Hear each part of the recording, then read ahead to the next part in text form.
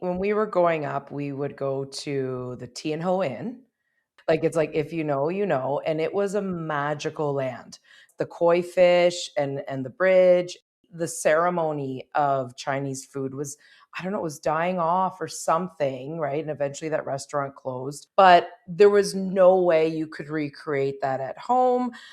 Jody and I both have memories of our moms bringing out this like massive pan. It wasn't a wok, and throwing in 18,000 vegetables and a bottle of sauce and hoping for the best. We ate it. We thought it was good, but we've almost made it a bit easier for you, and we're going to demystify that today. Is your homemade stir fry lacking that special something? Do your vegetables turn out soggy instead of crisp? In this episode, Jody and Kirstie break down the science and the art of the perfect stir fry. Our chefs share an easy 4-ingredient sauce that is infinitely better than anything you can buy in a bottle. We also discuss why you should not cook all of your vegetables at the same time, and a secret technique called velvety. You would not believe how simple it is to achieve that authentic restaurant flavor at home. It just requires a little bit of knowledge and a little bit of restraint. And I ask the all-important question, do you really need a wok to achieve all of this? Listen to find out what Jody and Kirstie have to say about that. Hi, Jody and Kirstie. How are you today? Good, thanks. How are you? I am great. We haven't seen each other for a while. We took a little bit of a Christmas break, which everybody needs, and now we're refreshed and back, and I'm really excited about today's episode. Are we refreshed? Are we? We were just talking about that. I know. I have missed you guys, though. I know. I've missed you too. I've missed this dynamic, missed chatting, having some good laughs over food. So yeah, well, I'm so happy to be back. Yes. But yes, Kirstie, the treadmill's on full speed right now, so we're all running hard. It really is. Yeah. Yeah. I'm hearing that across the board, right? January's been a real storm. You can say it. Shitstorm. Shit show. You can. Oh, yeah. You said shit on the last podcast. I thought that was great. I'll say worse than shit, but I won't say it on the podcast. I'll try to edit myself. The edited version of Jody. Well, before we jump all the way into the new year, I'm going to go back to December for a bit because I did successfully cook a turkey for Christmas. Unbelievable. I'm not unbelievable. Amazing. We're so proud of you and your turkey journey. Thank you. And, unbelievable. I'm sure there were a few, Kirstie. Don't worry. But I have to say the biggest thing was when you said cook it before Christmas, that changed my life because it was actually fun because we weren't making it on a deadline and we had time and it was just the kids were more interested. There was just more stuff around making the turkey and we had a good time. I made it on the 24th. We weren't doing much on the 24th. So let's go back to the beginning. So I did brine it for 2 days. And Kirstie, you connected me with Colby at 4 Quarter Butcher Shop and I got a turkey. Well, half a turkey because we've already talked about how big the turkeys are this year. Which is so cool. That's something they just started doing recently, right? Because there's no such thing. People want a 12-pound turkey. No such thing. And it was great because I don't have a very big roasting pan. It fit perfectly in the roasting pan. But I did brine it first. I brought it home. I put the salt on it, covered it up in the plastic wrap. I put it in the fridge. And then on the 24th, we brought it out and I did all the things on the turkey manifesto. And in the oven it went. And it came out so nice and brown. So then Stephen had to carve it and it was really easy to carve and it came out in very nice pieces and went into the pan perfectly. That's so exciting. You know what it is? It's liberating, right? Yes. Liberating because we're not defined or constrained by the rules we think we had before, right? When I talked to someone not too long ago, they're like, washing chicken or washing turkey. They're like, do we have to wash it? I'm like, absolutely not. Especially when you know the name of your handsome butcher, right? Right, Kirstie? Kirstie's going to agree with that, but because people do it because their parents did it, and then their parents did it, and I've got a great story. I think now is the time to tell this story because that's about liberation. Okay, right? I've been holding on to this story for the right time. So when I first met my husband, and I don't know how long in, but he made me breakfast.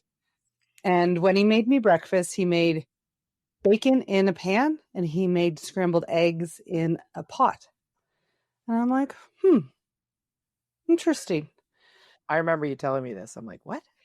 After a couple times, I'm like thinking about it. I'm like, I have a question for you. Did your mom make eggs in a pot? And he's like, yeah. So I called her up, and maybe by this time she was my mother-in-law. And I called up my mother-in-law and I was like, when you make breakfast, how do you do it? And she's like, my eggs are scrambled in a pot and my bacon's fried in a pan. I was like, interesting. I was like, did your mother make it that way? And she said, yes. And so if we go back a few generations, like we've got so many pots and pans. Like I've got lots of pots, lots of pans. I could make, an egg for a dozen people in their own frying pan themselves, right? But our grandparents and our grandparents didn't have that. What they did was they had what they needed, and out of necessity, because the bacon was frying in the pan, the eggs were scrambled in a pot. Doesn't necessarily make sense. Isn't what you like that the functionality of it is. It works, but they did it without questioning because their parents did it, and that continues, right? Like the story of someone roasting a big piece of roast beef, and they would always take the roast beef when they got it and cut it in half and put it in the roasting pan. Like, why is that? And it was like, if you trace it back, it was because grandma only had a roasting pan this big and the roast didn't fit in it. Then when they have a bigger one, you don't need to cut it in half. It was out of necessity for the size of the pan, and that was it. So I'm always interested in those stories and those things that we think we have to do, like making turkey the day of, and under this pressure, under those constraints, nobody likes it. Even as professional chefs, we do not like that. We would never do it because we don't have that liberty of time when we're feeding many people. But it's just it's a really cool thing when you're like, I don't have to follow those rules because they're not rules that make sense. It's more based on tradition, and not tradition that brings us joy. That's so true. And I felt like I was smashing all the traditions or all the things I've watched other people do, and hopefully showing the kids a new way of doing it. You've made new traditions. You've started a tradition. I made the gravy from scratch, which I've never done. And I've never really, there was a lot of packaged gravy going on in various households between Stephen and I. And it was easy and so delicious. And Stephen loves gravy, and it was so good. And I made it all the day before. But then the day after Christmas, we did some turkey sandwiches, Kirstie, with the gravy. And it was awesome. We're so proud of you. And it was so fun that even us and the kids, as we're eating, we're like, we could just do this anytime on a smaller scale or whatever. So now it's just like, oh, we might just do that in February when it's cold or when everybody's home or something. So that's exciting too. My in-laws do a turkey in like July. Like they love a turkey dinner. I'm like, what's for dinner? They're like, turkey. I'm like, oh, okay. Okay, coming over. Yeah. Great. So we're going to now move from turkey to stir fry. I was actually very excited when you suggested this topic because I don't really think a lot about stir fry. We make it once in a while. It's often some leftovers in the fridge, and we don't put a lot of thought into it. So I'd love to learn more about how to make a stir fry. What tools do you need? The sauces are really important, and it's overwhelming at the grocery store. So why do you guys love stir fry? Your stir fry and just the way you spoke of it sounds really uninspiring. Leftovers? Yes, I know. Like it's not a leftover. I know. But then in reality, when people go out and celebrate, they'll like order or go to those restaurants and have, like beef broccoli or any sort of stir fry or fried rice or dish. So people love it, but they're disconnected with it at home because they're not using the right ingredients. You mentioned a bottle of sauce. No, when we were growing up, we would go to the T&Ho Inn. Oh, such a memory. On Weber Street. I think it's a Shoppers Drug Mart now. And those, like, it's like, if you know, you know. And it was a magical land. Going into that, people had weddings there. There was the bridge. The fish.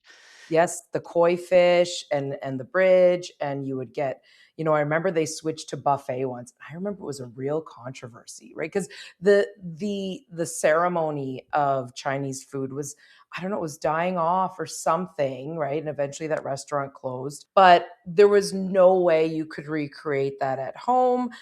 Jody and I both have memories of our moms bringing out this like massive pan. It wasn't a wok.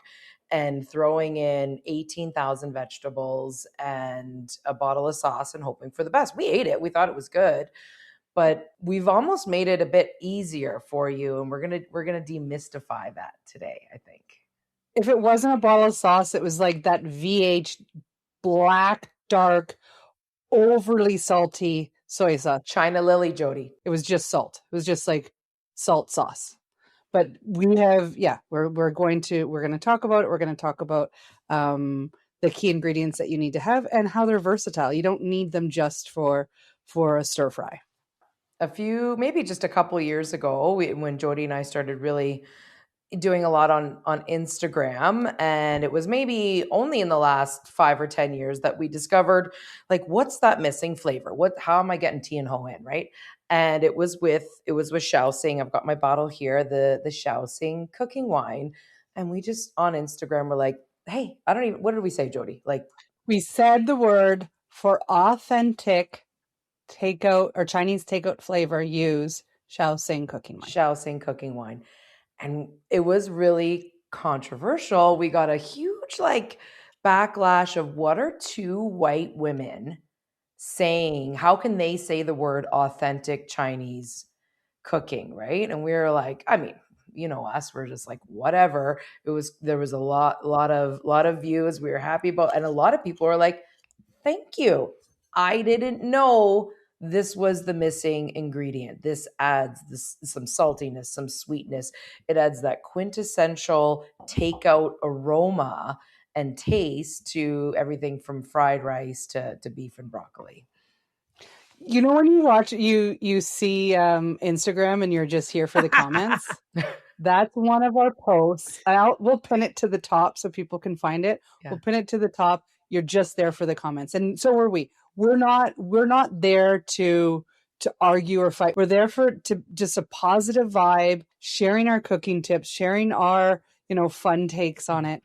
The answer to the question, right? The question was, what are two white women, how do they have a right to say this?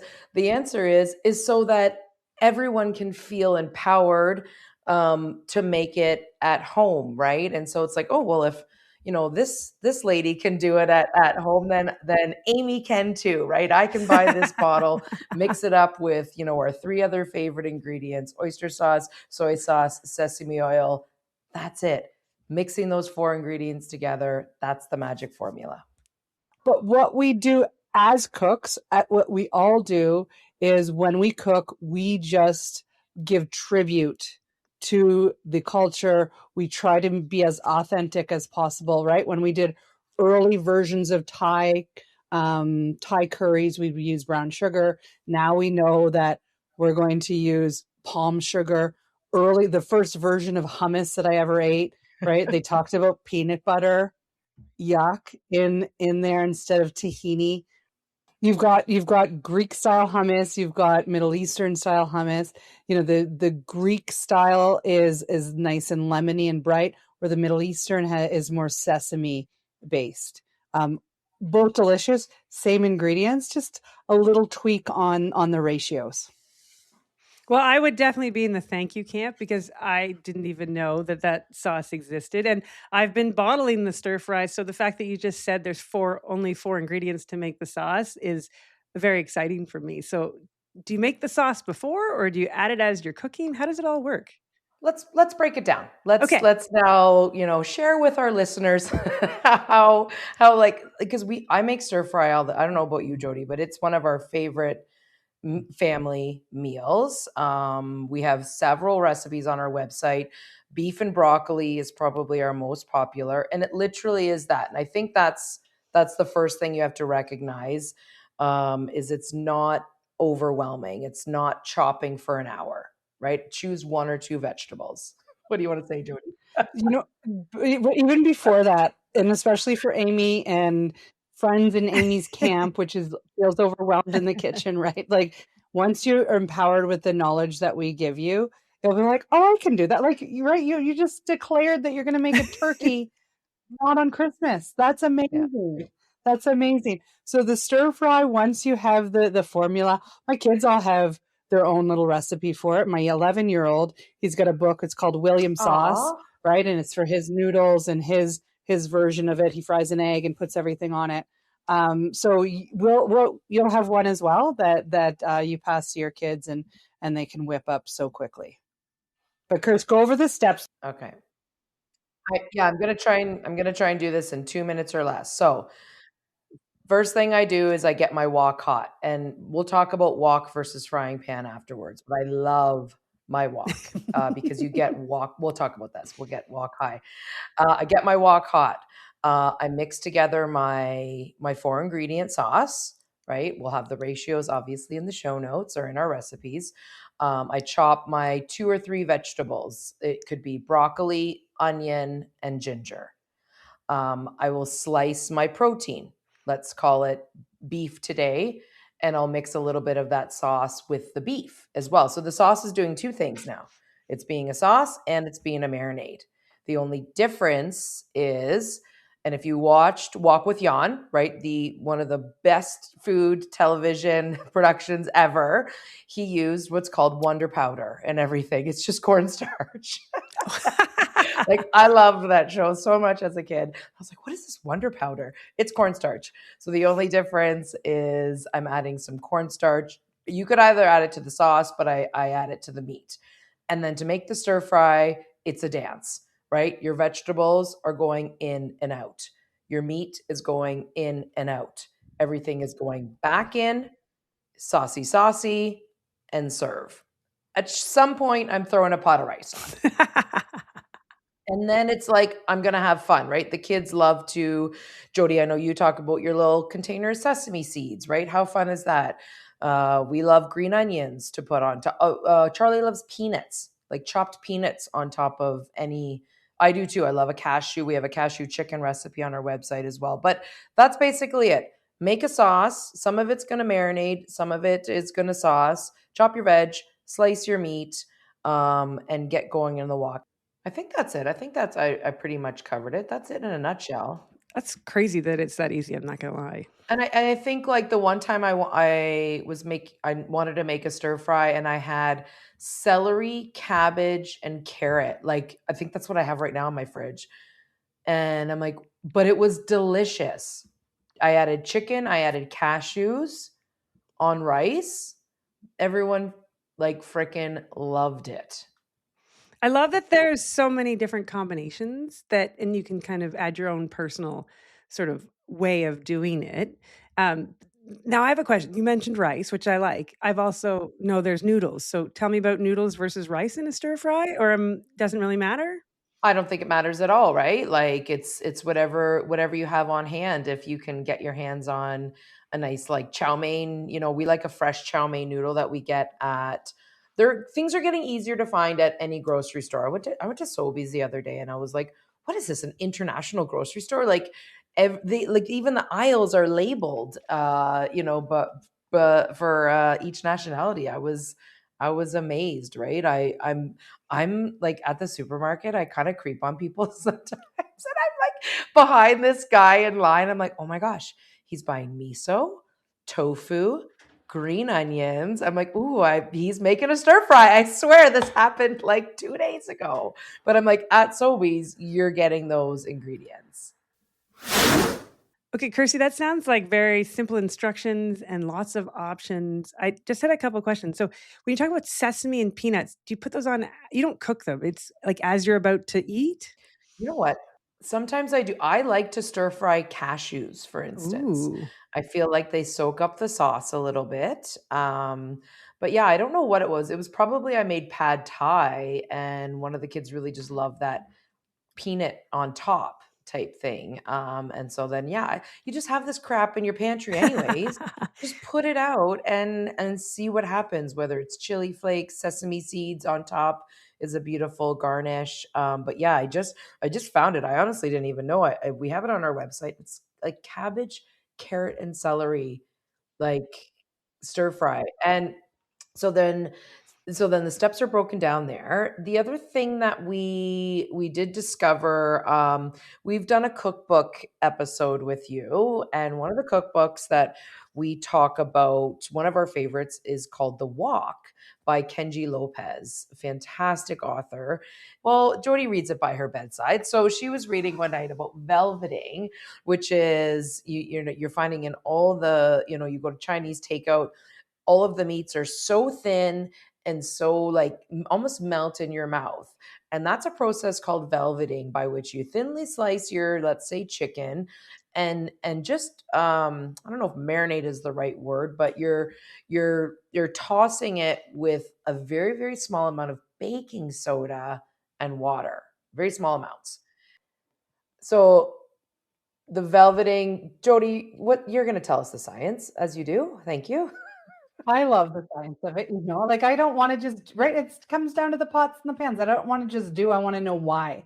So the why behind the velveting is the baking soda changes the pH of the meat and it prevents it from creating really tight bonds, right? So when proteins cook, they coil and they come together and then they squeeze out, push out moisture and tight bonds so that it's chewy and it becomes drier. So when the pH changes and they can't get those tight bonds, it just stays tender. So you're always like, I was always amazed. Why is this so gosh darn tender? How can I get that? That's how you get it. Velveting is a great description because it becomes velvety tender. Now, the other flavor component to stir fry that you're not getting in any bottle is something called wok hai. It is the smoke, like the flavor of the smokiness that you get off of the sides of your wok. So I've really loved my wok. It's a carbon steel wok. It's really thin. I'm showing it off here. So the sides are really thin. We're not getting up to like 8,000 BTUs that you would in a Chinese restaurant, right? Like even on a really good gas stove. But this is going to help. So I'm going to get this really, really hot first. Colby does a really good job of seasoning it. That's the only thing. It's like keeping a knife sharp or keeping your cast iron pan, right? You do need to take care of these things, but if you take care of them, they will give back, right? In volumes. And so then when I heat this up and when I start cooking, this smoke kind of billows up and over my stir fry. So I'm stir frying. I'm not making you asked before, I think, how do I keep the vegetables from becoming soggy? You're stirring and you're frying. You're always moving. And the surface area on this thing here, it's real. I'm trying to show it off here. There's your picture. The surface area on this wok is really, really big. The sides are just as hot as the bottom. So I'm constantly moving the food in there and then I'm removing it. Remember, I talked about earlier the dance moves?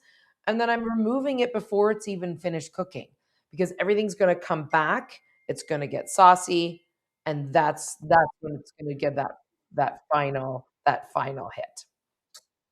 We're telling you to cook those ingredients separately, right? They're all different textures, they're all different thicknesses, they all have different water content. So everything's going in and out of the pan, right? Even the anatomy of the wok, the bottom is direct contact with the heat. That's where you're getting your searing of your meat. You can do that first or you can do that later. When you do it first, right, it can be a little bit messy. You're going to use a wet paper towel on a tongs and just wipe it around to just clean that up in between putting things into the pan. Then, so let's say you did meat first, then you'll do an onion, pull that out, carrot, pull that out, right? And maybe you'll be like, I want one more veg, whatever, like zucchini. Then you do the zucchini. Do not add every single vegetable in your cupboard. My mother, my father, they did that. I love them. I ate it. I survived. But for pure deliciousness, I'm not adding every single vegetable. This isn't where we parents like think we're shining because we're like, my kid only ate vegetables tonight. Gross, right? Because everyone, then some are soggy, some are overcooked, some are slimy. No, just respect it. A couple of vegetables, then you're done. So then once you had all of those out, then you could bring them all back to the wok. Then you sauce, you're done. Sprinkle whatever you want on that, right? Kirstie said fresh green onions. I'm getting behind that because all of her recipes have that, right? I was just like, no before, but I've got sesame seeds beside my stove. I'm adding those, right? A cashew or a peanut. Not all of them, not the whole nut bowl. Costco, mixed nuts, throw them in there. A good stir fry is about restraint. Do not add everything. Amy, you had another question hidden in there. Do I get the pan hot? Right. And I think we're like half a dozen, if not more, podcasts in. And I maybe we're not doing our job right, because the answer is 99% always yes. You preheat your oven without blinking an eye. You preheat your pots and pans before adding that oil, and then your food will dance. Some may say stir fry across that pan. Amy, liken it to a cold plunge versus a hot tub. Where do you want to go right now? Hot tub. Cold plunges are great. I love them. But when you're there, you're like, what the fuck am I doing there? That's exactly what those vegetables will say when they're in a cold wash. So we want them we want them to go right into the sauna or right into the hot tub. What a great analogy, because you're right. When I'm in the cold plunge, I'm counting the seconds until I can get out, where the hot tub or the sauna, I could just hang out. I'm good to go. I'm not bashing cold plunges. I love them. But when we apply those same principles, hot or cold in a kitchen, you know what the cold is. What am I doing here? That poor broccoli. Get me the hell out of here. Okay, so the question of the day is, do you need a wok? Kirstie's going to finish because I think that's the passionate answer. First, my answer is no, but yes. Cheater. This is the real question. Do you love stir fry? Right? It's like, do you love cooking? So that means the question is, am I going to invest in a good knife? Yes, you are. Kirstie, you love the wok. But in a previous episode, when we were talking about kitchen gadgets, you hate one-use items. So what else can I do with the wok? Oh, that's a really good question. It is good I do break it out for other things, like because it's got such a great surface area, you can make a really big batch of like pasta carbonara, right? A lot of people use their woks for deep frying as well because of the shape of it. You get this kind of wider surface area, but you don't have to use as much oil. So there's two. Do you want more? Or are you just going to go buy your frickin' wok? I'm buying the wok. Yes. Well, I'm glad that you cleared that up because, you have more than one use for the wok. And yes, now I'm much more interested in getting the wok. So that's good to know. But I'm actually, regardless wok or not, I'm very excited to give stir fry a try because I feel like you've broken it down into such easy steps, and the sauce sounds so yummy. Jody, you're right. I don't want to go to the grocery aisle anymore. I want to make that sauce because it's going to be so yummy. A lot of cities now, including ours, have the T&T supermarket, right? So, you're going to put it on the show notes, right? Because sometimes it's all about the label. You're looking for Shaoxing cooking wine. You might not look at this label and think that. I think it says up here, but you're looking for some sort of label like this, T&T supermarket, or we shop locally at New City Supermarket. And sometimes it's just knowing when to look for, and then you are empowered. As Jody always says, empower yourself. Thank you for joining us in the kitchen today. If you'd like to know more about what we talked about, including recipes, recommendations, and links to Jody and Kirstie's full selection of online classes, you can find everything in the show notes or visit the Culinary Studio website. If you enjoyed today's episode, please subscribe to the podcast and take a moment to leave us a review. Chef Over Your Shoulder is a member of the Bespoke Productions Hub podcast network. Happy cooking.